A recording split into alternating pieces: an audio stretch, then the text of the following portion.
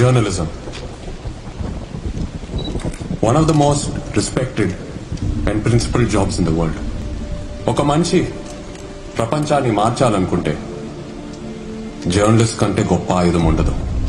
We all have the same motive to tell the truth.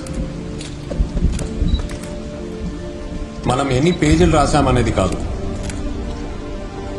ఎన్ని నిజాలు బయట పెట్టామనేదే journalism.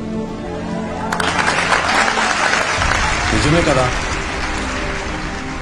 అది పెద్ద కష్టం కాదని మీ అందరికి అనిపించచ్చు, కానీ అది అంత సింపుల్ కాదు.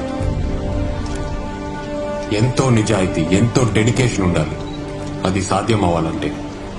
చాలా మంది జర్నలిస్ట్ పొలిటికల్ ప్రెషర్ కి, డబ్బు ఆశతో రాంగ్ డైరెక్షన్ లో అడుగు వేస్తూ ఉంటారు. వాళ్ళలో నేను కూడా ఒకటిని. మీ అందరిలో చాలా మంది నన్ను ఒక రోల్ మోడల్ గా చూస్తూ ఉంటారు. I'm sorry to disappoint you all. నేను కూడా చాలా తప్పులు చేశాను. నిజాన్ని దాచి అబద్ధాన్ని ముందు పెట్టాను. It was all just profit and loss for me, that's all. ఇవాళ నాకున్న fame, power, money, whatever it is, ఇదంతా ఇలాగే సంపాదించాను. మిమ్మల్ని అందరినీ చూస్తూ ఉంటే నాకు జర్నలిజం ఫ్యూచర్ కనిపిస్తుంది. It's in the wrong hands now. మీరే దాన్ని మార్చాలి.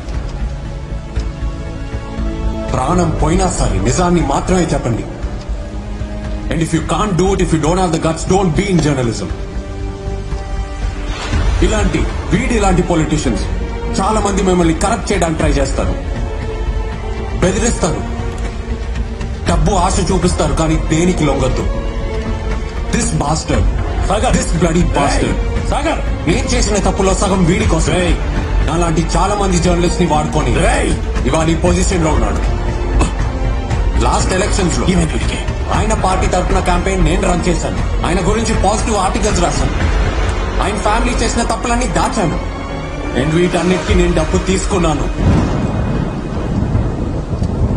ఇప్పటి వరకు మీరు ఎన్నో స్పీచ్లు ఈ చెవితో విని ఈ చెవితో వదిలేసి ఉంటారు.